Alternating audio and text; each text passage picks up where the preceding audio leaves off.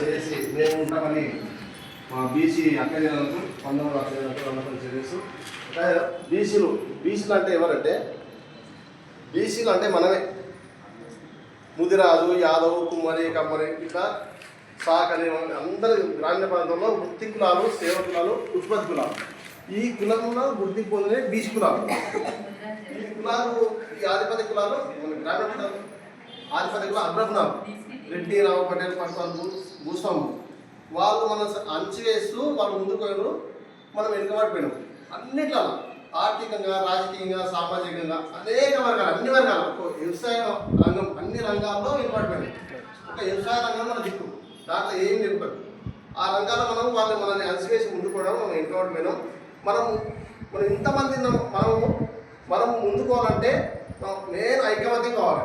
ఇప్పుడు ఐక్యమత్యం అయితేనే మనకి తెలంగాణ ఉద్యమం మనం తెచ్చుకున్న తెలంగాణలో మనం సుఖంగా ఉన్నాం. కరెంట్ ఉంది, నీరు ఉన్నాయి, మనకు వచ్చాయి, అన్ని మన వాటి మనకు వస్తాయి. ఇంతమంది ఉన్న ఈ తెలంగాణ రాష్ట్రంలో బీసీ ఉన్న ఈ రాష్ట్రంలో రాజ్యాధికారం మనం రాదంటే మనం ఒక ఐక్యమత్యం మన ఐక్యమత్యం అంటే మన బీసీలకు మనకు ఎవరైతే మనకు మంచి చేస్తారో రాజకీయంగా వాళ్ళకు మంచి పరిపాలనలో వాళ్ళకు ఓట్లు వేసి మన రాజ్యం మనం తెచ్చుకుంటే ముందు మనకు అన్ని మనకు అందేటట్టు మన కొన్ని సంక్షేమ పథకాలు మన హక్కులు కానీ సంక్షేమ పథకాలు మన అందజేసిన చెందే మన హక్కులు అన్నీ మన పిల్లలకు చదువు కానీ రాష్ట్ర గవర్నమెంట్ వాళ్ళకు కొన్ని ఫండ్స్ ఉంటుంది, బీసీ కార్పొరేషన్ ఉంటుంది. ఆ బీసీలకు వచ్చేటట్లు అభివృద్ధి చెందడానికి మరి వీళ్ళు ఎందుకు అభివృద్ధి చేస్తారని వాళ్ళు ఆలోచన చేస్తున్నారు. ఆర్కృష్ణ కానీ నిన్న రౌండ్ టేబుల్ సమావేశం జరిగింది. అక్కడ బీసీలు వెనుకబడడానికి కారణం ఏంటంటే వాళ్ళు చర్చ చేస్తున్నారు. అన్ని రంగాల్లో వీళ్ళు వెనుకబడ్డారు. ఏ రంగంలో బీసీలు ముందు లేవు. మరి ముందుకు రావాలంటే వాళ్ళకు ఏమేమి కావాలని వాళ్ళు ఇదే చేశారు.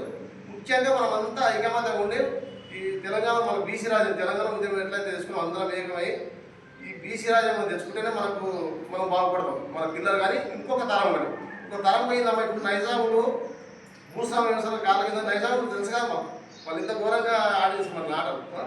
మరి ఆ విధంగా అగ్రవర్ణాలు భూస్వామ్యం అంటే వాళ్ళని పరిపాలించింది. ఇప్పుడు కొంత మార్పు ఈ సమాజం మార్పు వచ్చింది. మనం కొంత పిల్లలు చదువుకున్నారు, కొంత ఫోన్లు అయినాయి, టెక్నాలజీ జరిగింది, అనేక మార్పులు జరిగినాయి. ఈ మార్పులో మనము కొద్దిగా అభివృద్ధి ముందుకు వచ్చి మన భవిష్యత్తు కొద్దిగా పిల్లల భవిష్యత్తు మన భవిష్యత్తు ఎట్లా ఈ బీసీ కులంలో పుట్టినాను మన ఎంత బీసీలో కాదు ఈ కులంలో పుట్టామా మన కొడుకు బీసీ, మన తల్లి బీసీ, మన తాత బీసీ, మన మనవాళ్ళు అంటే బీసీలు అందరూ మన కుటుంబంలో మనమే ఉంటాం. ఈ కుటుంబానికి మనము మంచిగా బాగుపడడానికి ముందుకోవడానికి మీరంతా సహకరించి బీసీని సహకరించాలి, ఐక్యమత్యంగా ఉండి మరి మీరు కూడా కలిసి చేస్తారని ఆశిస్తూ సెలవుస్తున్నాము.